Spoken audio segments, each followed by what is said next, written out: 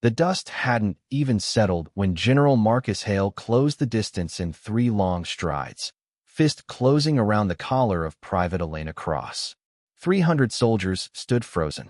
Nobody breathed. And Elena, barely 23 years old, did not look away. Before I tell you what happened next, tell me in the comments where you're watching from. I love knowing who's listening.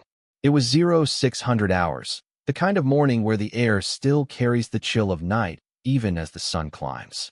The flag above the base cracked in the wind. Rows of recruits stood at attention, back straight, eyes forward, the way they'd been trained to stand for 11 brutal weeks. Elena had made it this far by disappearing into the formation. Never first, never last, never noticed. That was the plan. Survive basic training by being invisible. But today, invisibility wasn't an option. General Hale had built his reputation on fear. Men twice her size had crumbled under his voice alone. He walked the line that morning like a storm looking for something to strike, and when he found the discrepancy in her file, a report she'd filed against a training sergeant 3 weeks earlier, an accusation of abuse of power, something in him snapped.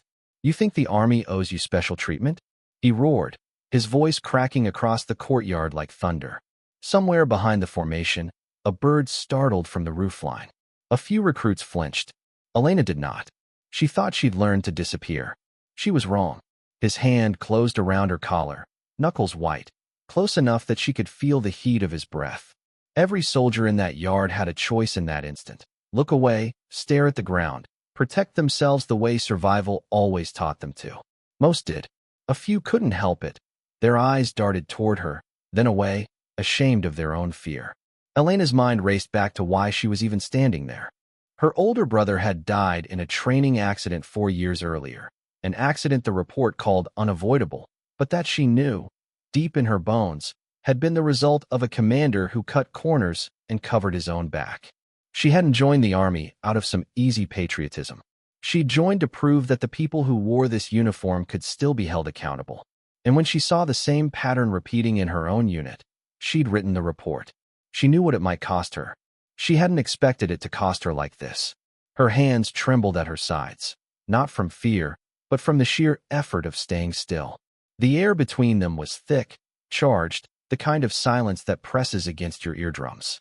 Somewhere in the ranks, someone exhaled audibly. It sounded like a gasp caught halfway.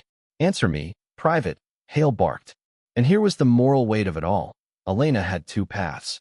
Apologize, recant, let the report quietly disappear, and this moment would end in seconds. Her life would go back to normal. Or she could hold her ground, knowing that whatever came next, reprimand, discharge, worse, she would have to live with either choice for the rest of her life. She thought of her brother's photograph on her nightstand. She thought of the sergeant who'd looked away when she needed a witness. And she opened her mouth. "Sir," she said, her voice steady despite the fist still gripping her collar, "I filed that report because a soldier died under similar circumstances 4 years ago. I won't apologize for trying to stop it from happening again." For a moment, nothing moved. Even the wind seemed to hold its breath. General Hale's eyes searched hers, and something shifted behind them. Not softness, not yet. Recognition.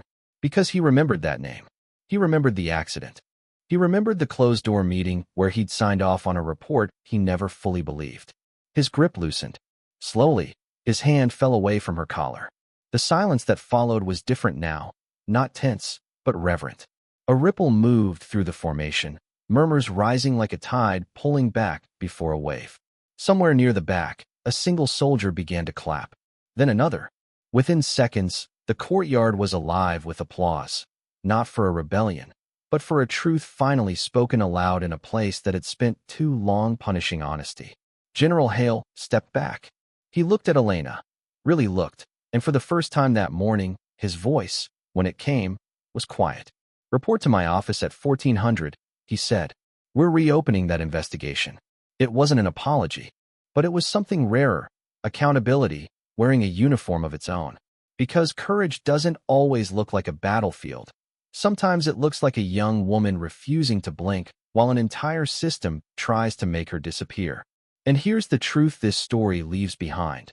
Silence protects the powerful, but a single steady voice can crack even the loudest storm.